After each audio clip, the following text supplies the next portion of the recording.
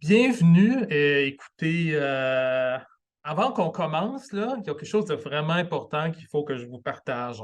Parce que ce soir, on va avoir un sujet plutôt périlleux et un avertissement doit être fait. Alors, écoutez-moi bien.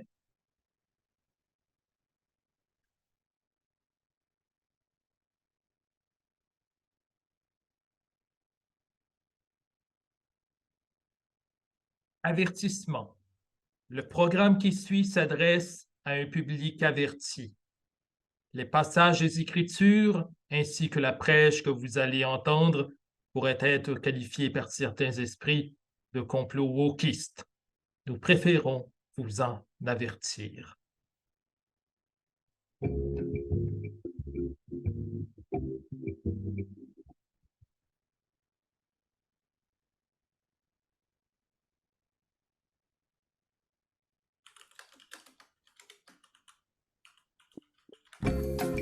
Est-ce que vous entendez?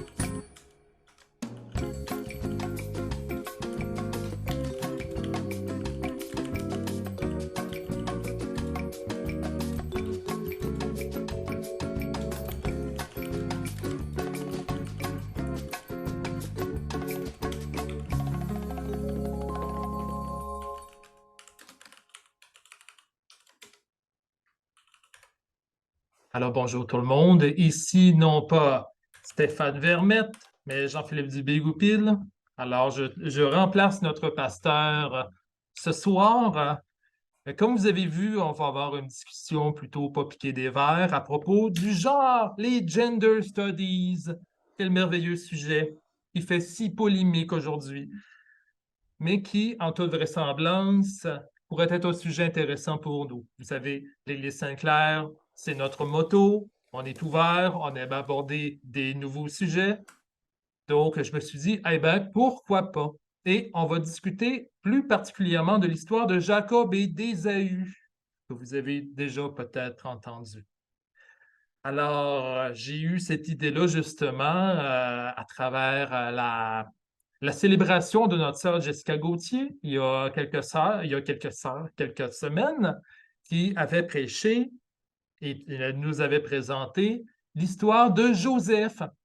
Eh bien, Joseph, vous savez quoi? C'est le fils de Jacob. Alors là, vous allez voir peut-être l'histoire de son père.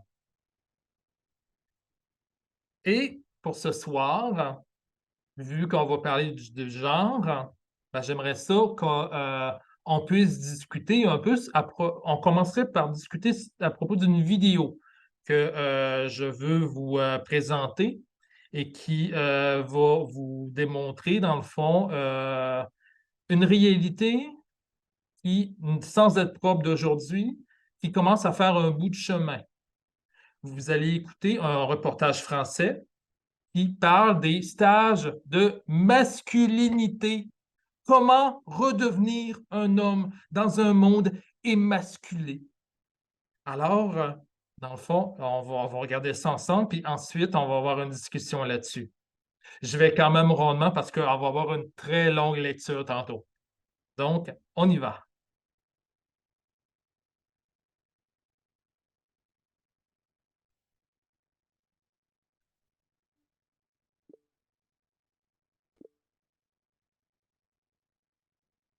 Ah, je ne sais jamais si je le fais correctement. Je ne prends pas de chance. Yes. C'est pour. Oh, c'est curieux ça.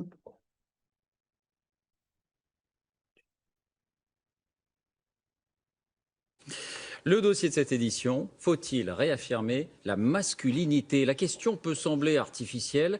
De fait, un demi-siècle après les années 60 et la fin du patriarcat, beaucoup d'hommes seraient en proie à un doute existentiel, au point que des stages sont désormais proposés. On appelle cela le mouvement viriliste. Il a commencé aux États-Unis. Une partie de l'Église lui donne aujourd'hui un écho. Sport, conférences, retraite, dossier réalisé par Julie Beckrich et Thierry Breton.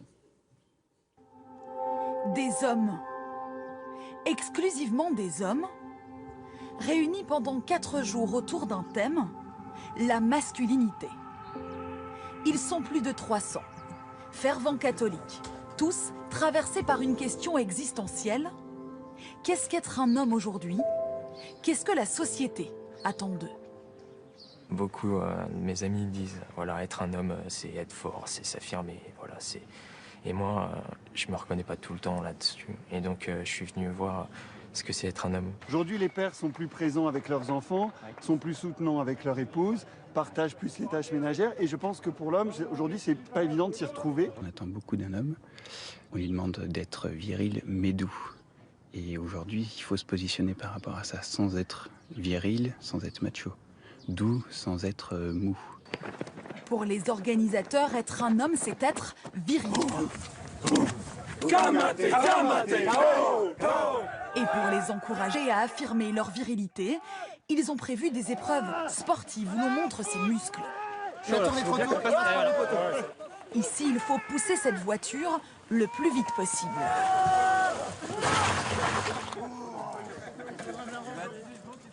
Pourquoi cette épreuve? Parce que je crois que l'homme aime bien justement mesurer sa force et puis s'en servir, l'utiliser. Voilà. Et puis il y a aussi l'aspect de cohésion, de faire ça ensemble. Donc il y a un esprit d'équipe, il y a une camaraderie, une fraternité qui est importante. Et dans cette épreuve de force, certains hommes disent se redécouvrir. On a mis beaucoup l'accent sur le fait d'être humble, bon, et qu'on pourrait peut-être confondre ça au final par être s'effacer, ne pas prendre sa place, être petit. Et je crois que dans ce camp-ci, on cherche vraiment à être homme, agir en tant que tel de manière masculine. C'est parti. On a 10 minutes pour arriver. Retour au quartier général pour aborder une question centrale de ce stage, le rapport entre l'homme et la femme. À la tribune, Gabriel Morin, l'un des organisateurs, se lance dans un exposé de théorie plutôt traditionnel. La peau de l'homme est plus épaisse que la peau de la femme est plus fine, comme si le corps de l'homme, si vous voulez, le préparait à affronter l'extérieur et les travaux peut-être plus rudes. Dans presque toutes les sociétés, on attend de l'homme qu'il ait ce rôle de guide, parfois qu'il marche devant, pas toujours, mais parfois, vous voyez, qu'il indique la route et la direction. La femme joue évidemment un rôle éminent, elle aussi, dans la conduite des affaires, notamment des affaires de la famille, mais de la société au sens large. Les participants prennent note assidûment. Et voici ce qu'ils en retiennent. Je vais peut-être apporter un petit peu la force, la raideur, peut-être de temps en temps aussi. Et ma femme va apporter plus cette souplesse dont aura besoin les enfants aussi. Mon épouse apporte beaucoup de douceur, beaucoup d'affection aux enfants. Moi, je n'ai de cesse que de sortir les enfants de la maison et puis de leur apprendre tout ce qu'on peut apprendre à des jeunes enfants. Mon fils, 3 ans, a fait du vélo hier pour la première fois. C'est avec moi qu'il l'a fait. Voilà, j'essaie effectivement de pousser mes enfants à dépasser leurs limites, aller un peu plus loin. Ce que fait pas votre épouse? Ma femme apporte autre chose. Claire apporte de l'affection aux enfants, apporte du réconfort. Voilà. Après 4 jours de réflexion, qu'auront-ils appris? Samuel Mars, venu avec son père et son grand-père, a été marqué par une image en particulier. L'homme va être plus dans la force brute, voilà, dans la force... par exemple, voilà, l'image de la maison, c'est très bien, c'est l'homme, il va monter les murs, voilà, les trucs très physiques, par exemple. Et la femme, elle, va rendre ça beau et habitable. Son père, lui, rentrera à la maison avec des résolutions dans la manière de vivre avec son épouse. D'une part, d'être attentif à elle et et d'être une aide véritable pour elle, D'accord. et à la fois aussi d'accueillir ce qu'elle peut me donner en termes d'attention, de tendresse aussi.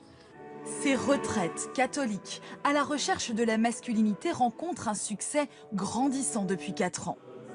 Dernière nouveauté, des journées de réflexion destinées cette fois aux femmes. Voilà, merci.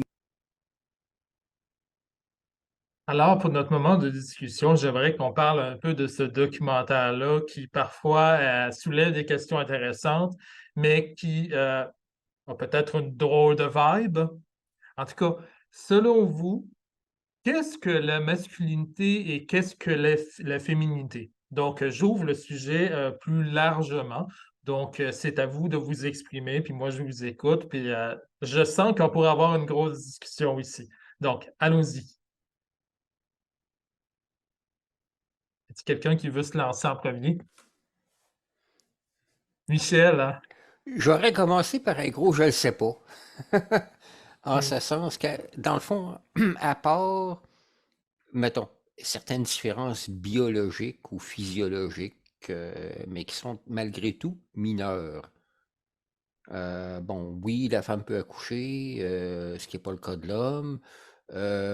Oui, en général, mettons, on peut dire, ossature un peu plus fine, ça va peut-être un peu mieux faire de la dentelle puis des choses de même, mais on ne fait pas de la dentelle à tous les jours, est-ce que je cherche?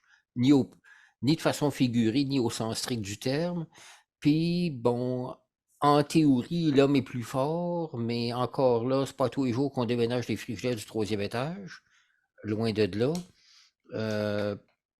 Mais moi, j'ai surtout tendance à trouver que toute cette théorie-là du complémentarisme, moi, je n'en ai que faire. Puis, mettons que si je m'entends bien avec quelqu'un, c'est parce qu'on a soit les mêmes valeurs sociales ou parce qu'on a des sujets en commun. C'est pas parce que cette personne-là a une voix aiguë ou une voix grave.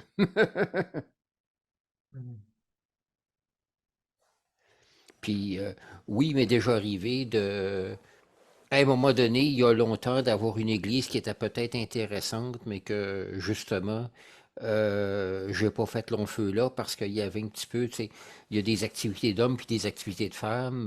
Non. Moi, personnellement, si on fait une étude biblique, c'est pas une étude de gars puis c'est pas une étude de filles. C'est une étude, point. Puis, de perdre la moitié du monde, moi, je suis pas d'accord. Ah, Merci. intéressant. Merci beaucoup, Michel. Là, je vois Lynn qui lève sa main. Vas-y donc.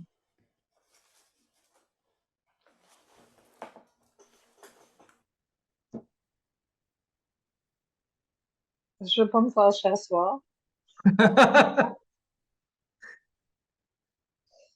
La question est bonne, Jean-Philippe, mais honnêtement, je vais comme seconder pas mal ce que Michel vient de dire pour rester comme tranquille.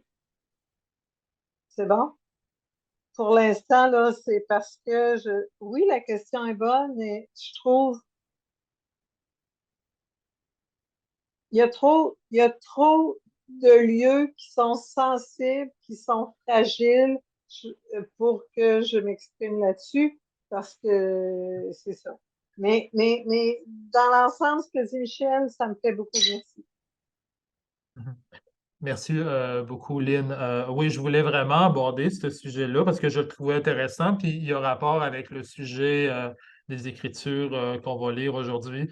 Je n'endosse pas nécessairement ce qu'il y a dans le reportage, hein, soit dit en passant. Donc, il y a peut-être des choses qui peuvent déranger là-dedans, évidemment. Donc, je comprends tout à fait, Lynn. Donc, Pauline, vas-y donc. Oui, moi aussi, je sais qu'il y a beaucoup de monde qui sont sensibles sur ces points-là. Moi, j'essaie juste de regarder ça de façon neutre, que je sais que quand on voyait pas, on voit juste le visage du gars, de la personne qui parle, puis on entendait en arrière, il parlait de la force et tout ça. Ça me faisait penser, tu sais, les bûcherons, là, quand ils se réunissaient, puis ils faisaient beaucoup de concours de force. On dirait que ça sonnait comme ça. Puis dans ce temps-là, ou quand les personnes travaillaient là, ça prenait beaucoup de force. Ceux qui étaient agriculteurs aussi, c'était tout physique. Euh, alors, c'est sûr que aujourd'hui, il y a encore beaucoup de gens qui travaillent manuellement. Tu en as beaucoup qui travaillent intellectuellement, puis des fois, on voit moins cette affaire-là. Ils peuvent l'être aussi, mais on dirait que c'est moins important si les gens qui travaillent vraiment sur le plan intellectuel puis passent leur temps là-dessus.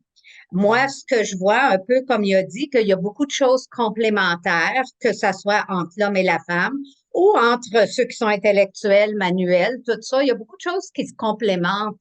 Alors, mais ce que j'ai entendu, je sais qu'il y a des femmes ils n'aiment pas entendre que l'homme est plus fort, l'homme est capable d'accomplir plus d'un sport, mais ce que j'ai entendu, et je le crois, quand c'est des tâches ou des sports qui requièrent les bras, les épaules, les hommes, apparemment, ils vont être meilleurs là-dedans que la femme. Par contre, ce qui prend les jambes, ils sont égales. Moi, je le crois. Je le crois personnellement. On a le droit de croire ce qu'on veut. Alors, ça, c'est mon opinion. Merci beaucoup, Pauline. C'est vrai que il y a une différence chromosomique, il y a une différence biologique, mais ça n'enlève pas la question de base. Qu'est-ce que ça veut dire être femme? Qu'est-ce que ça veut dire être homme? Donc, c'est quand même des questions qui sont importantes dans le sillon d'aujourd'hui. Et vous le remarquez peut-être tous les jours, tu sais, avec quelle, j'oublie toujours le terme, la pensée un peu blanc ou noir, homme ou femme, vous comprenez, et on oublie toute l'épouvantail, l'éventail, pas l'épouvantail, l'éventail de couleurs qu'il y a entre les deux pourtant, qui est assez complexe autant chez les hommes que chez les femmes.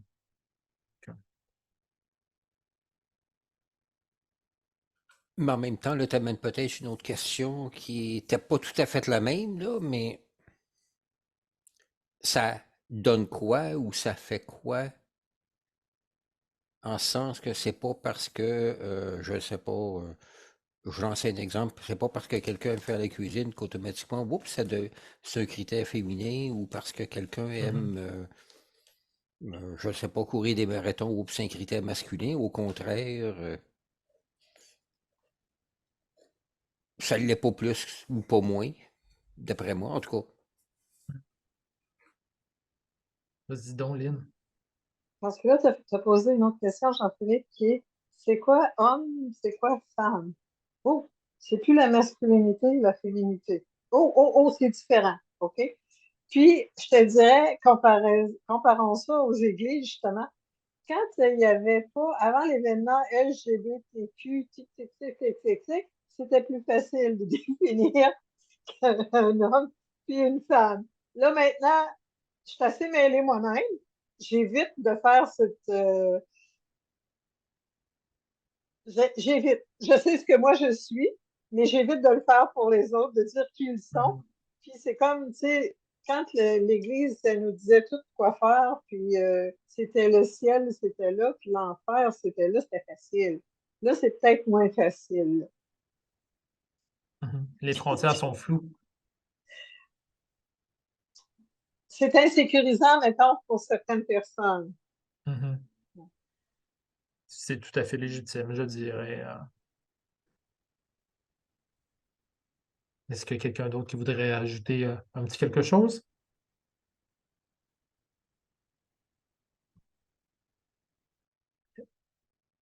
Hey, gros sujet ce soir, j'ai l'impression d'avoir ouvert la boîte de Pandore. Mais écoutez, ça fait partie de la vie d'Église, puis des réflexions qu'on peut avoir à Saint-Clair, et d'avoir ce genre de discussion-là, c'est justement ce qui est intéressant dans notre communauté. Donc, on puisse évoquer des sujets plutôt polémiques, plutôt complexes. À l'intérieur d'une Église, déjà, ça démontre qu'il y a des gens qui sont prêts à écouter et prêts à discuter. Alors, je vous inviterai tout simplement à la prière, tout doucement avec moi.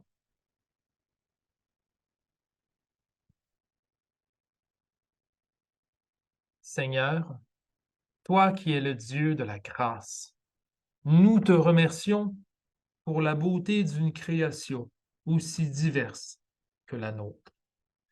Malgré que notre monde soit fissuré par la division, tu trouves toujours le moyen de nous questionner. Accorde-nous ce soir le courage d'aller de l'avant dans nos réflexions et dans nos engagements. Que ton esprit de vie nous pousse et nous renouvelle au nom de ton évangile et de Jésus-Christ qui nous a révélé le chemin de l'amour et du renouveau. Au-delà des stéréotypes, au-delà des partis pris, fais de nous des êtres nouveaux et pleins d'espérance. Amen. Frères et sœurs, Dieu nous a accueillis tels que nous sommes et nous demande simplement d'être fidèles non pas aux habitudes de ce monde, mais à l'esprit qui fait chaque chose nouvelle. Je vous invite à échanger un signe de paix avec moi. Good. Alors, ce soir, on a une longue lecture, comme on n'en a jamais eu à l'Église Saint-Clair, hein. C'est proche un peu de celle de Jessica Gauthier il y a quelques semaines. Donc, il va y avoir 3 parties à l'histoire de Jacob et d'Ésaü, sectionnées avec, comment dire, un petit commentaire de ma part. Donc, j'aimerais ça s'il pourrait y avoir 2 ou 3 personnes qui font la lecture. Au pire, je le ferai une fois, il n'y a pas de problème. Est-ce que j'aurai des volontaires? Alors, il y a Pauline. Pauline, parfait. Donc, je vais vous partager ça. Puis Michel.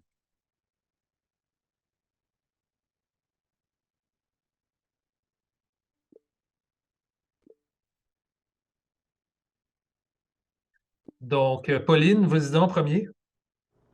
Voici Genèse 25, 19, 28. Voici la lignée d'Isaac, fils d'Abraham. Abraham eut pour fils Isaac. Isaac était âgé de 40 ans quand il prit pour femme Rebecca. Les enfants se heurtaient à l'intérieur d'elle et elle dit, « Si telle est la situation, pourquoi suis-je enceinte? » Elle alla consulter l'Éternel et l'Éternel lui dit, « Il y a 2 nations dans ton ventre et 2 peuples issus de toi se sépareront. Un de ces peuples sera plus fort que l'autre et le plus grand sera asservi au plus petit. »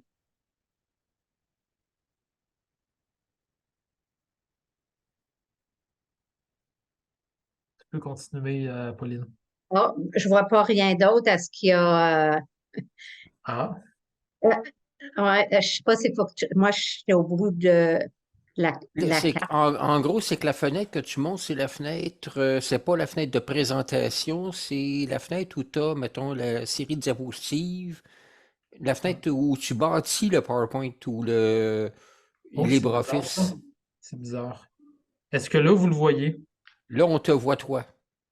Ouais. On va recommencer alors. Ah, c'est vraiment bizarre.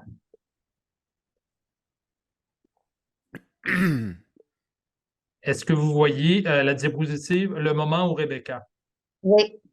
On ne voit pas la diapositive, on voit l'ensemble des diapositives, Jean-Philippe. OK. Donc, il faut que quelqu'un change de diapo pour qu'on voit le texte qu'il y a dans la prochaine. Est-ce que là, vous le voyez? C'est celui que... Là, on le voit, c'est que je ne suis pas sûr que ça va changer à la suivante après. OK. Est-ce que tu peux le lire?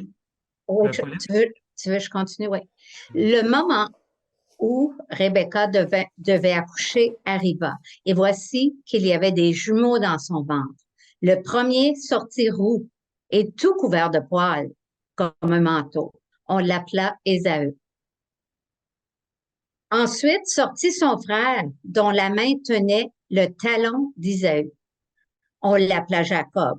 Isaac était âgé de 60 ans à leur naissance. Ses enfants grandirent. Ésaü devint un habile chasseur, un homme de la campagne, alors que Jacob était un homme tranquille qui restait sous les tentes où les femmes résidaient. Isaac aimait Ésaü parce qu'il lui amenait du gibier et Rebecca aimait Jacob. Est-ce que vous voyez la diapositive? Juste celle-là. OK. Écoutez, je vais tout simplement lire le passage de la Bible, OK? On va faire ça très simple. Je ne comprends pas pourquoi on a des problèmes techniques. Alors, je vais vous lire le reste. Est-ce que ça vous va? Super. Isaac devenait vieux, et ses yeux s'étaient affaiblis au point qu'il ne voyait plus. Alors, il appela son fils aîné Ésaü. Il lui dit, « Mon fils. » Il lui répondit, « Me voici. » Isaac dit, « Je suis maintenant âgé, et je ne connais pas le jour de ma mort. Prends donc tes armes, ton carquois et ton arc. Va dans les champs chasser du gibier pour moi. Prépare-moi un plat comme je les aime et apporte-le-moi à manger, afin que je te bénisse avant de mourir. » Ésaü partit comme son père lui demanda. Mais alors Rebecca dit à Jacob, « Mon fils, écoute-moi et fais ce que je t'ordonne. Va me prendre 2 bons chevreaux dans le troupeau. J'en ferai pour ton père un plat comme il les aime, et tu le lui apporteras à manger, afin qu'il te bénisse avant sa mort. » Jacob répondit à sa mère, « Mais mon frère Ésaü est velu, tandis que moi je n'ai pas de poil. Peut-être mon père me touchera-t-il, et je passerai à ses yeux pour un menteur. J'attirerai alors sur moi la malédiction et non la bénédiction. » Sa mère lui dit, « Que cette malédiction retombe sur moi, mon fils. Écoute-moi seulement, et va me prendre les chevreaux. » Rebecca prit les vêtements de son fils aîné Ésaü, les plus beaux qui se trouvaient à la maison, et elle les fit mettre à son fils cadet Jacob. Elle couvrit ses mains et la partie lisse de son cou de la peau des chevreaux. Jacob vint alors vers son père. Il dit, « Mon père! » Isaac dit à Jacob, « Approche-toi donc que je te touche, mon fils, pour savoir si tu es mon fils Ésaü ou non. » Jacob s'approcha de son père Isaac, il le toucha. Il dit, « La voix est celle de Jacob, mais les mains sont celles d'Ésaü. » Et il ne le reconnut pas, parce que ses mains étaient velues comme celles de son frère Ésaü. Et il le bénit. Il dit, « Est-ce bien toi, mon fils Ésaü? » Jacob répondit, « C'est moi. » Isaac dit, « Serre-moi et que je mange ton gibier, mon fils, afin de te bénir. » Puis son père Isaac lui dit, « Approche-toi et embrasse-moi, mon fils. » Jacob s'approcha et l'embrassa. Isaac sentit l'odeur de ses vêtements. Il le bénit alors en disant, « L'odeur de mon fils est pareille à celle d'un champ que l'Éternel a béni. Que Dieu te donne de la rosée du ciel et des richesses de la terre, du blé et du vin en abondance. Que des peuples te soient asservis et que des nations se prosternent devant toi. Sois le maître de tes frères et que les fils de ta mère se prosternent devant toi. Maudits soient tous ceux qui te maudiront et bénis soient tous ceux qui te béniront. » Lorsque Ésaü entend que Jacob l'a trompé et lui a appris la bénédiction qui lui revenait, il poussa de grands cris d'amertume. Malgré le fait que son père l'ait imploré de ne pas faire de mal à Jacob, il chercha à se venger en trouvant l'occasion parfaite pour le tuer. Jacob dut dès lors s'exiler à Charan, loin de sa terre, loin de sa famille. C'est à Béthel qu'il rencontra le Seigneur. Suite de l'histoire. Jacob partit de Beer-Shéba et prit la direction de Charan. Arrivé à un certain endroit, il y passa la nuit, car le soleil était couché. Il prit une pierre dont il fit son oreiller, et il se coucha à cet endroit. Il fit un rêve. Une échelle était appuyée sur la terre, et son sommet touchait le ciel. Des anges de Dieu montaient et descendaient par cette échelle. L'Éternel se tenait au-dessus d'elle. Il dit, Je suis l'Éternel, le Dieu de ton grand-père Abraham et le Dieu d'Isaac. La terre sur laquelle tu es couché, je te la donnerai à toi et à ta descendance. Ta descendance sera pareille à la poussière de la terre. Tu t'étendras à l'ouest et à l'est, au nord et au sud. À toutes les familles de la terre seront bénies en toi et en ta descendance. Je suis moi-même avec toi. Je te garderai partout où tu iras, et je te ramènerai dans ce pays, car je ne t'abandonnerai pas, tant que je n'aurai pas accompli ce que j'ai dit. Jacob se réveilla. Il se dit, c'est certain, l'Éternel est dans cet endroit, et moi, je ne le savais pas. Il eut peur. Il dit, que cet endroit est redoutable. C'est ici que se trouve la maison de Dieu. C'est ici que se trouve la porte du ciel. Jacob se leva de bon matin. Il prit la pierre dont il avait fait son oreiller, en fit un monument et versa de l'huile sur son sommet. Il appela cet endroit Béthel. Jacob fit alors ce vœu.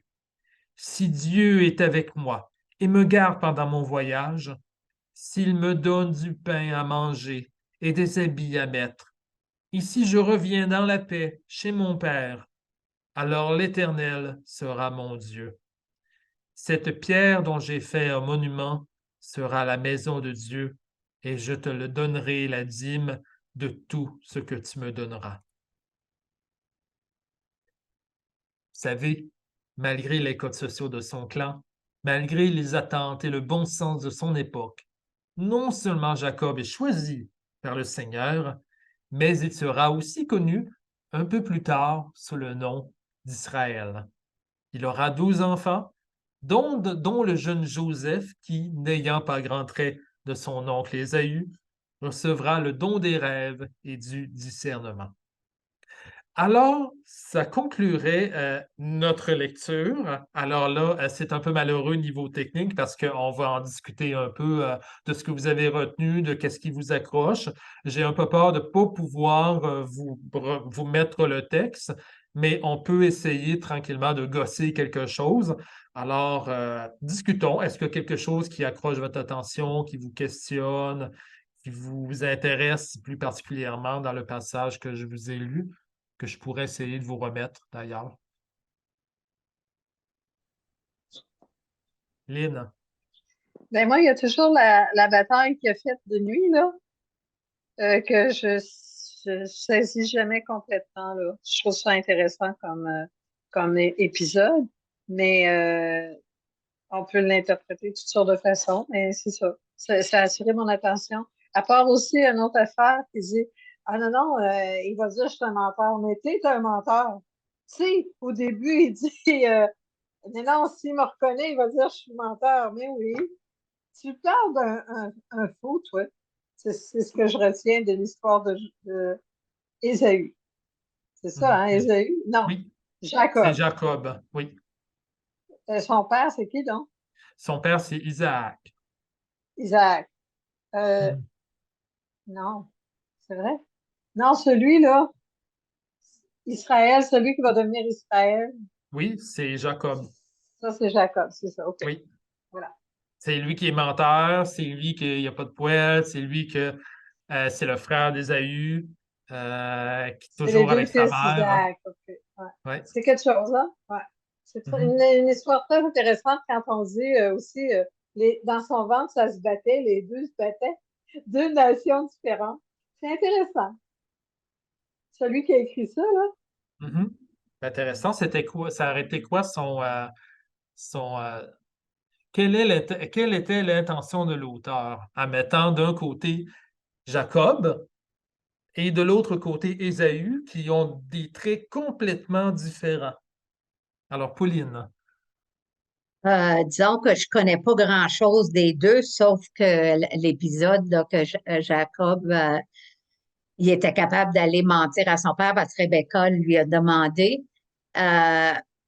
Et puis après ça, c'est lui qui a été choisi par Dieu. Alors, tu sais, je me dis, on aurait pensé qu'il aurait choisi quelqu'un qui était pur, quelqu'un puis c'est pas ça qui est arrivé. Alors, c'est surprenant. Hmm. C'est vrai, c'est une histoire très, très curieuse.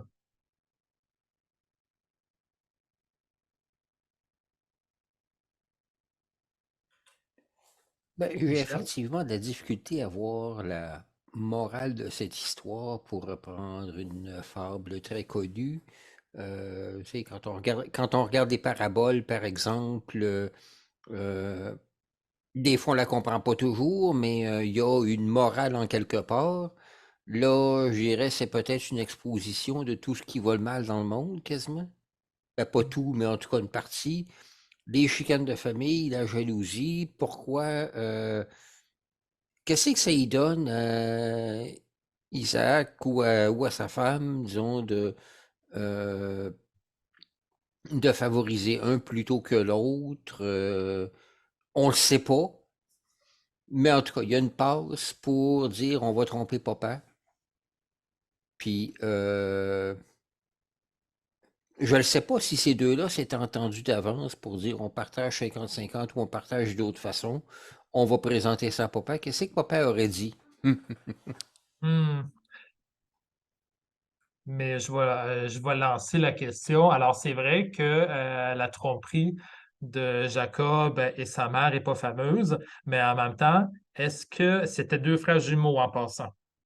Alors, pourquoi est-ce que c'était juste alors de la part d'Isaac de préférer Ésaü à Jacob et de lui accorder seulement à lui sa bénédiction? Pauline? Moi, ça me fait penser encore l'histoire qu'on a eue. Je sais pas si c'était la semaine passée, mais celle de Jacob, celui le plus jeune frère qui avait été vendu, c'était Joseph. Joseph. OK? Et puis, je me suis dit, comment ça? Moi, comme mère, j'essaie toujours d'être égale et d'aimer mes enfants également parce que je me dis que c'est pas juste pour mes enfants si j'en préfère un. Et puis, ça peut causer des problèmes, mais je vois ça autour de moi que des fois on le dit, puis des fois il y a des parents qui le disent même aux enfants. Fait que moi, je me dis déjà là, ça commence un problème dans leur vie. Alors ici, on voit encore la même chose, une préférence pour un, puis ils savent. Alors je sais pas, moi je trouve que je trouve que ça serait l'idéal si tous les parents ils essayaient d'être égal avec leur enfant. Pas avoir de préférence, puis si non, au moins de pas le dire s'ils ont quelque chose, tu sais, un petit penchant pour un. Hmm. Ben, absolument. Puis c'est bien que tu ramènes l'histoire de Joseph parce que, comme je l'ai dit peut-être un peu plus tôt, notre ami Joseph, c'est le fils de Jacob. Alors, il semble que les problèmes de famille, ce soit quand même assez important dans cette famille-là. En tout cas, c'est des choses qui reviennent continuellement. Puis vous aurez remarqué, si Isaac avait une préférence pour Ésaü, Jacob, lui, quand il va être père, il va avoir une préférence pour qui? Pour Joseph. Donc, je fais juste ouvrir des portes, écoute, de réflexion ici et là, dans le fond, qui peuvent mener à des choses intéressantes. Est-ce qu'il y a quelqu'un d'autre qui voulait ajouter un petit quelque chose?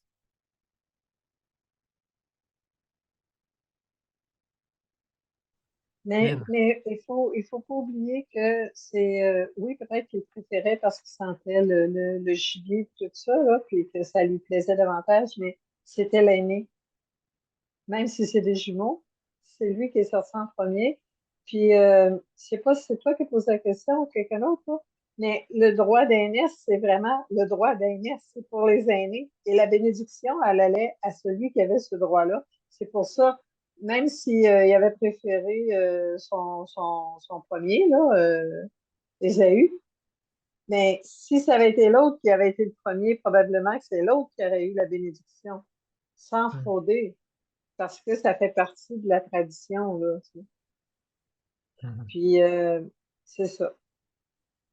Tout en n'étant pas injuste, moi, je dirais que c'est la tendance de tous les humains d'avoir des petites préférences. Hmm. Mhm. Merci beaucoup, Lynn. Pauline, vous rajoutez quelque chose? Oui, alors oui, le plus vieux, souvent, il y avait la bénédiction, mais dans le cas de Joseph, c'était le plus jeune qui était préféré. Je ne sais pas si, tu sais, Joseph, celui. Alors, des fois, euh, ça varie. Puis moi, je me souviens, quand j'étais jeune, on était 8 enfants. Moi, j'étais à la troisième. Puis ma plus jeune sœur était bébé. Puis mon père, il a dit, ça, c'est ma préférée, c'est le bébé. C'est comme Jésus aimait le plus jeune des disciples. Puis je me rappelle que je me suis dit, c'est tellement injuste. On devrait être aimé également. Puis c'est pour ça que quand moi je suis devenue mère, j'ai dit, je ferai jamais ça. Je vais toujours dire, quand je meurs, je sépare également et toutes, je les aime autant un que l'autre. Alors, je fais bien attention. Merci beaucoup, Pauline.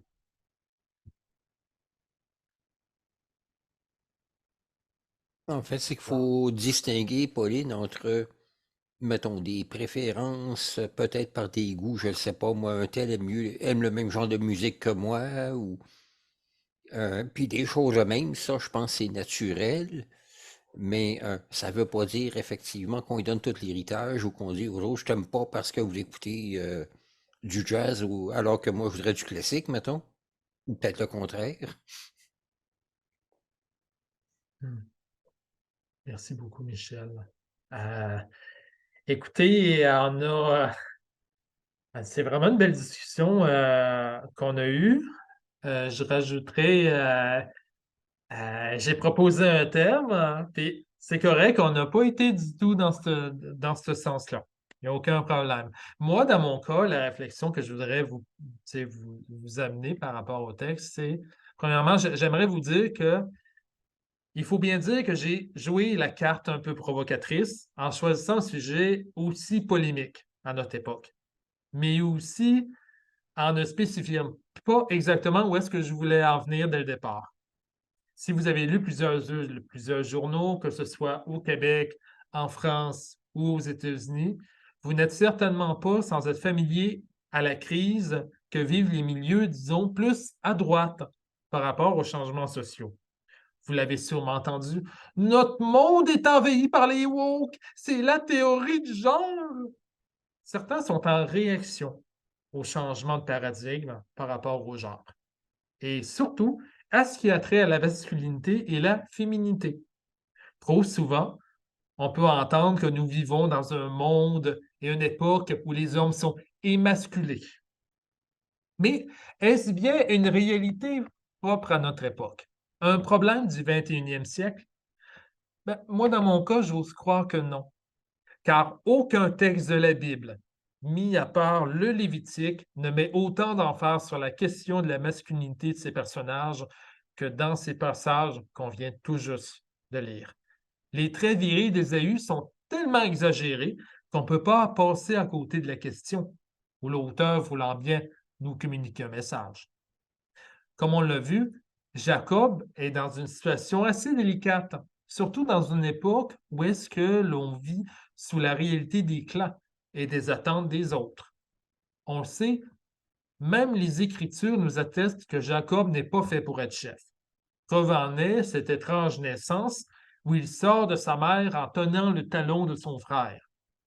Non seulement Jacob est considéré plusieurs fois comme le cadet, le plus jeune, mais aussi comme celui qui, en toute vraisemblance, devra vivre à la remorque de son frère Ésaü, un frère poilu né déjà homme. Dieu n'a-t-il pas dit à Rebecca, il y a 2 nations dans ton ventre et 2 peuples issus de toi se sépareront? Un de ces peuples sera plus fort que l'autre et le plus grand sera asservi au plus petit. Évidemment, pas besoin d'avoir un doctorat pour se représenter Ésaü comme le maître de son frère. Vraiment, la vie de clan ne commence pas bien pour Jacob. Cela ouvre la porte à une question de représentation. Si vous fermez les yeux quelques instants et que vous écoutez le texte vous parler, comment vous représentez les 2 frères? Comment voyez-vous, est-ce que vous voyez là 2 personnes égales? Ils ont beau avoir le même âge et des jumeaux. Moi, même dans mon cas, je vois Ésaü comme un adulte et Jacob comme un enfant. Est-ce que c'est aussi votre cas? Nous pourrions en dire beaucoup de cette inclinaison que nous avons au niveau de notre propre construit. nos propres représentations, où la virilité est recherchée comme une preuve de maturité, inconsciemment ou consciemment. J'ose dire que nous sommes, à l'Église Sainte-Claire, très ouverts, mais j'ose dire aussi que nous sommes aussi affectés par cette remise en question d'une masculinité un peu trop viriliste. Quelle situation pour Jacob, dans l'ombre de son frère, un vrai homme. Cela n'aide pas non plus que les hommes comme son frère, comme son père, lui préfèrent Ésaü, car celui-ci est un habile chasseur et que, lui, il ne vit pas dans les tentes parmi les femmes, là où l'on coud, là où l'on fait à manger. Je ne veux pas aller trop loin dans mon interprétation du texte, mais il semblerait que, à la lumière de l'opposition avec son frère Ésaü, Jacob ne correspond pas aux stéréotypes de genre et aux attentes qu'on puisse savoir d'un homme, même à notre époque. Même aujourd'hui, vous savez, plusieurs hommes vivent le rejet et une méfiance générale de la part de leurs collègues, hommes et femmes, lorsqu'ils s'inscrivent dans une profession dite féminine. C'est sans compter les pères qui restent à la maison ou à la tente pour s'occuper de leurs enfants. Vous l'aurez compris, Jacob, en étant constamment comparé à son frère, qui est clairement le préféré de son père, est victime des stéréotypes de son époque. Mais coup de théâtre, Jacob et sa mère concoctent un plan de génie pour renverser la situation. En cherchant à mettre la main sur la bénédiction qui était due à Ésaü, ils renversent en quelque sorte les attentes de leur époque, mais aussi la prophétie qui était venue de Dieu.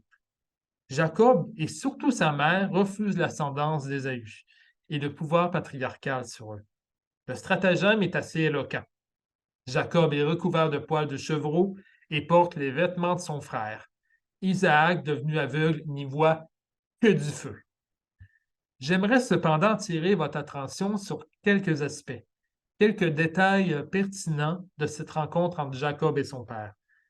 Vous avez peut-être remarqué une chose fort curieuse. Isaac reconnaît la voix de Jacob, mais n'accorde de l'importance qu'aux traits qu'il peut toucher et sentir. Il se fie exclusivement au poil de la main et à l'odeur qui se dégage des vêtements. Cela laisse entendre parti pris chez Isaac. Tout ce qui est de l'ordre de l'intériorité et de la sensibilité, comme la voix et le ressenti, n'a d'importance comparé aux traits perceptibles qui sont de l'ordre de la virilité. Est-ce que ça fait résonner chez vous quelques sons de cloche? Ça ne serait pas le propre d'une attitude peut-être un peu toxique, déjà démasquée plusieurs années, plusieurs milliers d'années avant notre ère? D'ailleurs, dans le même ordre d'idée, il n'est pas impertinent non plus de souligner que la bénédiction d'Isaac concerne quasi exclusivement le désir de richesse et surtout la domination sur les peuples et sur la création. Parce que Isaac considère son fils comme un vrai homme. Il lui accorde le droit de régner sur les autres et d'asservir tous les peuples de la terre. Tiens, que cela est familier à nouveau. Cela dit, on serait bien embêté si ce n'était pas de l'intervention de Dieu dans cette histoire-là. Jacob, obligé de s'exiler devant la fureur de son frère, fait une rencontre providentielle. Dieu, contrairement à Isaac, accorde une bénédiction non pas de domination, mais bien d'espérance. Cet enfant pourchassé, et j'ose même dire méprisé, pourra jouir de la protection de Dieu et d'une descendance foisonnante. Plutôt que d'être un homme conquérant qui épuise les richesses qui ne sont pas dûment les siennes, l'homme est plutôt appelé à s'épanouir et à devenir qui il est. Cette même promesse, cela dit, aura une autre conséquence très importante pour Jacob. Elle fera germer dans son cœur une espérance de paix. Certes, il a trompé son père et son frère, mais par la grâce de Dieu, Jacob espère et désire revenir parmi les siens, et ce, dans la paix et non le conflit. Voilà une histoire qui renverse un peu nos perspectives. Une histoire où Dieu opère des coups de théâtre. On est bien habitué à ça, n'est-ce pas? Ce dont nous nous attendions au début de l'histoire comme dénouement ne se passe pas du tout comme prévu. Comme disait Jésus, les premiers seront les derniers, et vice-versa. Celui qui était destiné à imposer son joug s'est vu renversé par un plus petit. Vous voyez, Dieu ne choisit pas selon nos standards, selon les attentes d'une culture, d'un environnement social. Il va au-delà de nos perceptions et de notre bon sens. Et vous savez, les Écritures regorgent de personnages que nul n'aurait cru qu'ils deviendraient des héros dans l'histoire du salut. Jacob, l'enfant rusé, Joseph, l'enfant qui discerne et qui interprète les rêves, David, l'enfant berger, Déborah, la prophétesse, Agar, la servante exclue, et Marie de Magdala, aux péchés si nombreux. Si Dieu s'est manifesté à tant d'hommes et de femmes considérés comme hors du salut, des hommes et des femmes qui n'auraient eu autrement aucune place dans l'histoire de la civilisation, si ce n'était de quelque chose sur quoi Dieu a misé, alors malheureusement, on en serait resté à des stéréotypes. Mais non, Dieu choisit des personnes qui sont assez hors du commun, qui ne répondent pas nécessairement à nos attentes. Pourquoi? Parce que le Dieu de Jacob, le Dieu de Joseph et de Jésus n'est pas le Dieu des puissants et des riches, ou des grands chefs militaires, ou des virilistes assumés de ce monde, mais le Dieu des veuves, des femmes infertiles, des esclaves, des persécutés, de ceux qui ont vécu des violences sexuelles ou liées au genre. Il est le Dieu de ceux qui errent et qui cherchent, de ceux qui espèrent et qui désirent un monde plus juste, et ce, à leur risque et péril.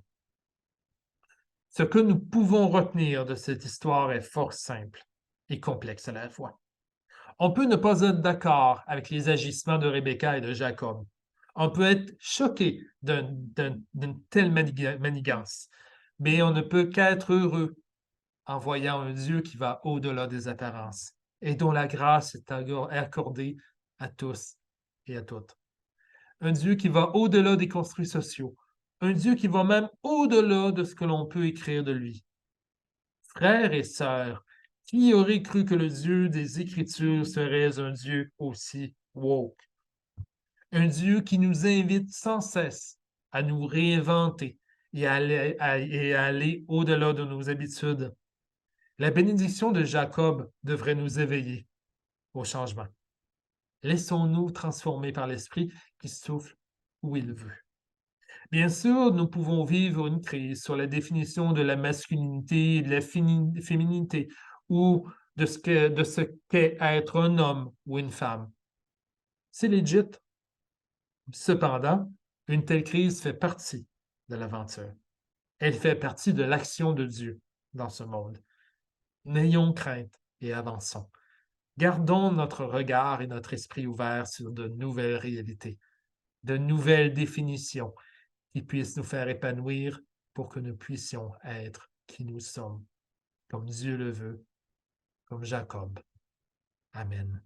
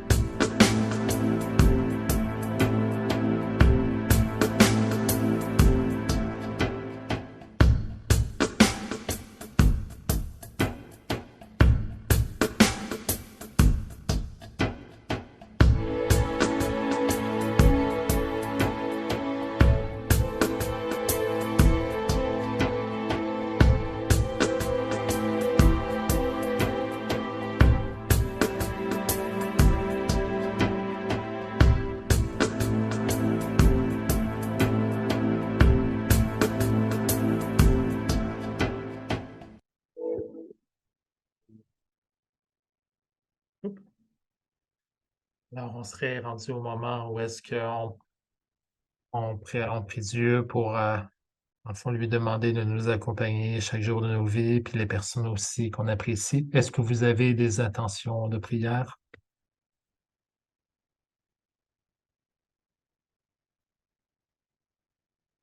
Oui, Pauline. Moi, j'aimerais prier pour une madame, Edith, qui a 98 ans, que j'amène souvent dans mes prières. On a parlé au médecin, puis il voulait commencer des soins palliatifs, puis on est comme, tu sais, c'est comme on dirait qu'on n'est pas prêt pour ça. Alors, je prie pour elle et de nous guider dans nos décisions aussi. Hmm.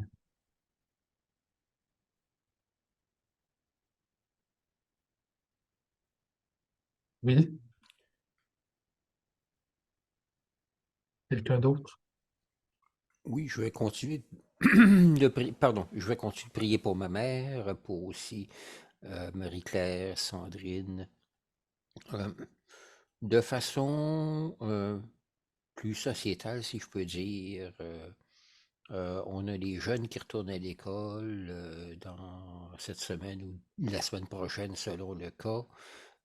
Prions pour nos professeurs, prions pour les jeunes, prions pour tous ceux qui manquent, mais que des fois, c'est juste des tracasseries administratives parce qu'ils n'ont pas le papier. Fait ils vont être appelés comme par hasard le 1er septembre.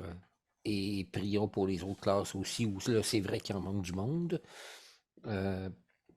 On va... Je pense aussi à ceux, bon, peut-être un peu moins au Québec parce que je pense que c'est fini finalement à la baie James, mais dans le Nord, je pense entre autres aux gens de Yellowknife qui sont pas revenus chez eux et que ben, l'école ouvre pas tout de suite, mais je pense que c'est le dernier de leurs soucis, l'école. À ce moment-ci, ils se demandent est-ce qu'il va leur rester quelque chose, un toit, une ville, une société. Donc, prions pour tout ce monde-là. Merci beaucoup.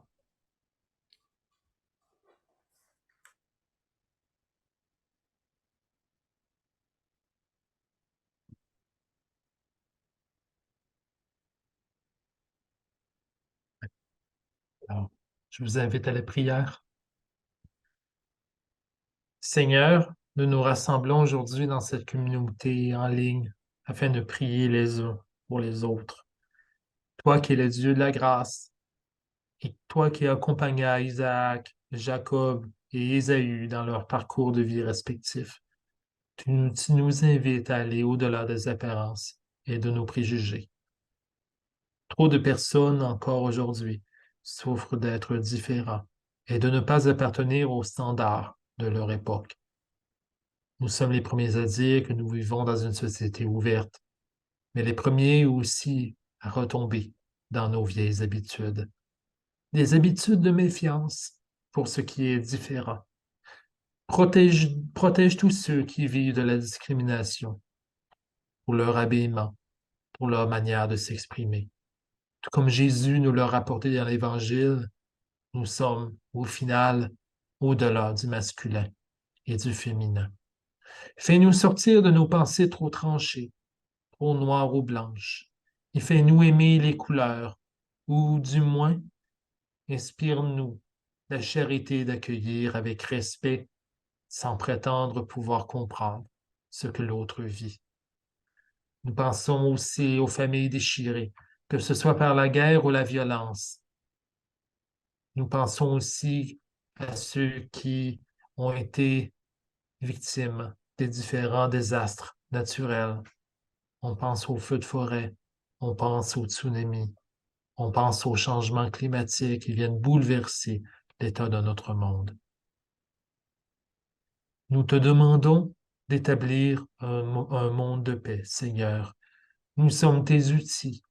Fais de nous tes instruments de ta paix, afin que le royaume advienne. Nous sommes tes serviteurs. Protège-nous. Veille à toute créature vivante, à toute la création. Fais germer dans ton peuple les semences de l'espérance pour un monde nouveau. Pour Edith et sa famille qui ont besoin de nos prières et qui traversent un moment difficile, à travers les soins palliatifs. On prie aussi pour la mère de Michel. On prie pour Marie-Claire et Sandrine. Pour tous les jeunes qui retournent très bientôt à l'école.